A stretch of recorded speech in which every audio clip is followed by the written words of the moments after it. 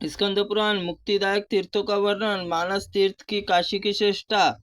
श्री व्यास जी कहते हैं, सूत और जिन सतपुरुषों के हृदय में परोपकार भावना जागृत रहती है, उनकी विपत्तियां नष्ट हो जाती है और उन्हें पग पग पर संपत्ति प्राप्त होती है। उपकार द्वारा जैसे पुण्य फल की प्राप्ति होती है, तीर्थों में स्नान करने से वैसी शुद्धि नहीं होती।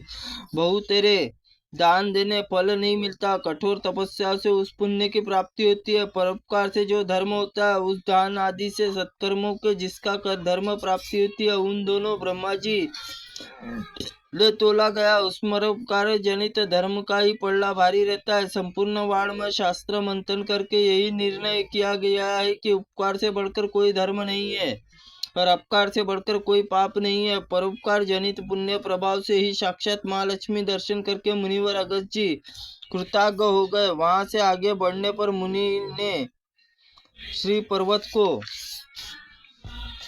देखा और वहां पर साक्षात त्रिपुरारी महादेव निवास करते हैं। उसे देखकर मुनि ने बड़ी प्रसन्नता से हुई और उन्होंने पत्नी से कहा, प्रिय देखो, जो शोभायन शीर्षशैल शिखर दिखाई दे, उधर दर्शन मात्र से मनुष्य संसार पूर्व जन्म नहीं होता। इस विस्तार में 84 योजन है। संपूर्ण पर्वत शिवमय है, इसकी परिक्रमा करनी चाहिए। लोप मुद्रा। यदि प्राणनाथ आज्ञा हो तो कुछ निवेदन करना चाहती हूँ, क्योंकि पति की आज्ञा के बिना जो स्त्री बोलती है वह धर्म से गिर जाती है।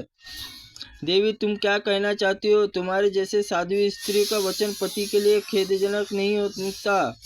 तदनंतर मुनि को प्रणाम करते देवी लोप मुद्रा ने कहा, विनय पूर्वक, क्या महर्षि शीर्षशैल दर्शन करके मनुष्य पूर्व जन्म में नहीं होता? यदि यह बात सत्य है तो आप काशी की अभिलाषा क्यों करते हैं? अगस्त जी बोले, वराह सुनो, तत्व का विचार करने वाले ज्ञानी मुनियों को बार बार यही निर्णय किया है। मुक्ति अनेक स्थान पर पहला तीर्थराज प्रयाग है। सर्वत्र विख्यात धर्म अर्थ काम और मोक्ष चारों पुरुषों में देने वाला। इसके सिवा नैमिष नारायण, कुरुक्षेत्र, गंगा सागर, अवंती,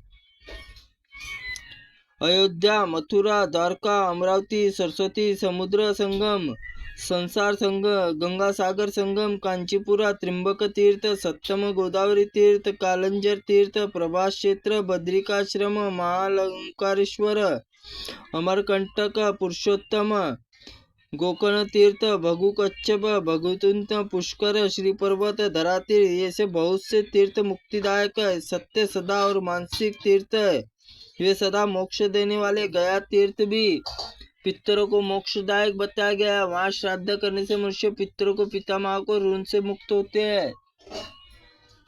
लोप मुद्रा के महामते जिन्होंने मानस तीर्थ कहा है, वे क्यों बताने की कृपा करे। अगस्त जी ने कहा, शुभ सत्य तीर्थ में क्षमा तीर्थ और इंद्रियों को वश में रखने वाला तीर्थ है। यह सब प्राणी को दया तीर्थ है, सरलता से तीर्थ है। दान धर्म मन संयम संतोष तीर्थ कहे गए। ब्रह्मचर्य पालन उत्तम तीर्थ है। प्रिय वचन बोलना भी तीर्थ है। ज्ञान तीर्थ है, धैर्य तीर्थ है, तपस्या भी तीर्थ है। तीर्थों में सबसे बड़ा तीर्थ अनंतकरण आंतरिक शुद्धि है। पानी को भी डुबो लेना भी स्नान नहीं कहलाता। जिसमें दम तीर्थ स्नान किया है वह इंद्रियों को संयम रखा है। वास्तविक स्नान किया है उसमें मन का मैल धो डाली है, वही शुद्धि और लोभी और चुगलखोर क्रूर पाखंडी विषाक्त है। सब तीर्थों में स्नान करके भी पाकी मलिन रह जाता है। केवल शरीर का मल त्याग करने से मनुष्य निर्मल नहीं होता। मानसिक मल परित्याग करने से भीतर अत्यंत निर्मल होता है। जल में निवास करने वाला जीव जल में जन्म लेते ही मर जाता है, किंतु उसका मानसिक मल नहीं धुलता, इसलिए स्वर्ग में नहीं जाते। विषयों में प्रति अगस्त्य अत्यंत राग होता है, मानसिक मल कहलाता है। उन्हीं की विषय में विराग होकर निर्मलता कही गई है।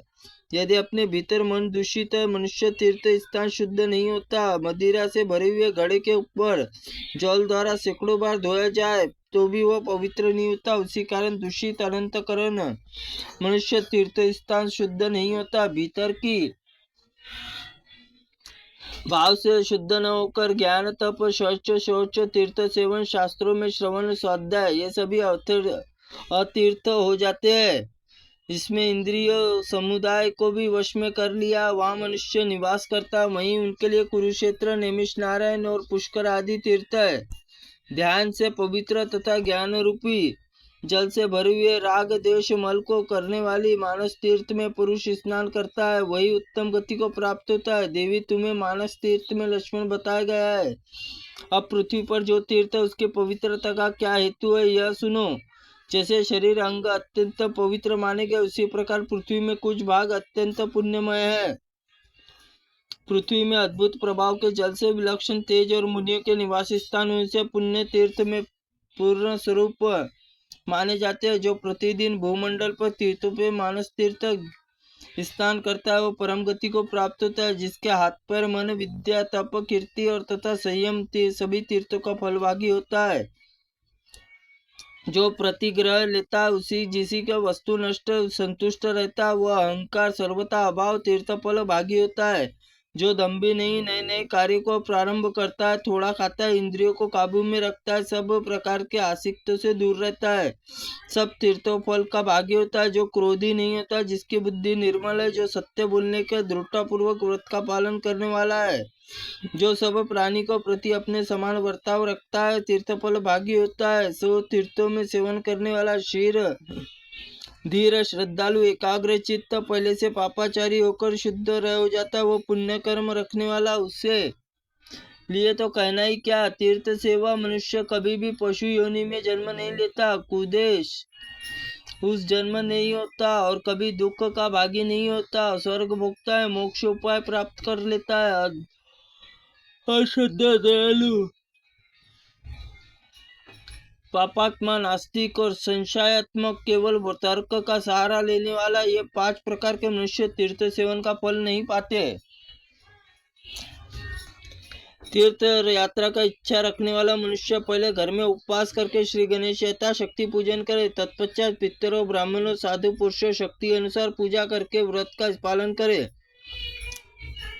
फिर प्रसन्नता पूर्वक संयम नियम पालन करके तीर्थ में जाए, वहां पर पहुंचकर पितरों के भलीभांति पूजन करे। ऐसा करने वाला मनुष्य तीर्थ यथार्थ फल भागी होता है। तीर्थ में ब्राह्मणों को पूर्ण गोत्र विद्या परीक्षा नहीं करनी चाहिए।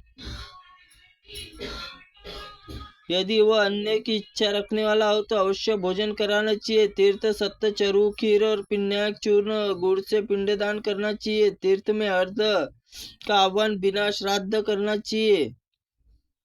श्राद्ध अर्थ का आह्वान के बिना श्राद्ध करना चाहिए। श्राद्ध के योग समय पर अथवा हो तो तीर्थ पहुंचने में श्राद्ध तर्पण अवलिंब करना चाहिए। श्राद्ध किसी प्रकार विघ्न नहीं आने देना चाहिए। अन्य कार्य में प्रसंग तीर्थ आ जाने पर अवश्य स्नान करे। ऐसा करने से स्नान जनिक फल पाता है, तीर्थ यात्रा संबंधी फल को नहीं। पापाचारी मनुष्य को पाप में तीर्थ में स्नान करने का नाश होता है। श्रद्धालु मनुष्य को तीर्थ में यथार्थ फल देने वाला होता है। जो दूसरे के लिए तीर्थ यात्रा करता है वह तीर्थ जनित पुण्य 16वें अंश का पाता है। कुश एक पुतला बनाकर उसे तीर्थ जल में नहलावे। जिस पुरुष के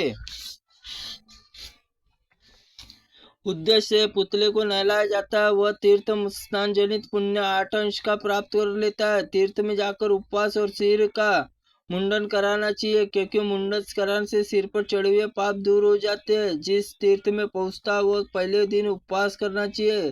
तीर्थ पहुंचने पर दिन में पितरों के लिए श्राद्ध और दान करना चाहिए। काशी कांची माया मथुरा लक्ष्मण झूला कालनकल अयोध्या द्वारका मथुरा अवंती यह 7 पुरियां देने वाली मोक्ष देने वाली है। श्रीशैल नामक पर्वत संपूर्ण मोक्ष देने वाला है। केदार तीर्थ महात्मा उसमें अधिक है। श्रीशैल केदार उत्तम मोक्षदायक तीर्थ प्रयाग है और तीर्थों में श्रेष्ठ प्रयाग से बढ़कर अभिमुक्त क्षेत्र काशी है। जैसे मोक्ष प्राप्त हो गया वैसा नहीं है, वैसा कहीं नहीं है। त्रुटिपूर्ण वाक्य के लिए भगवंत आप हमें क्षमा करे। ओम नमः शिवाय नमः। ओम स्कंद पुराणाय नमः।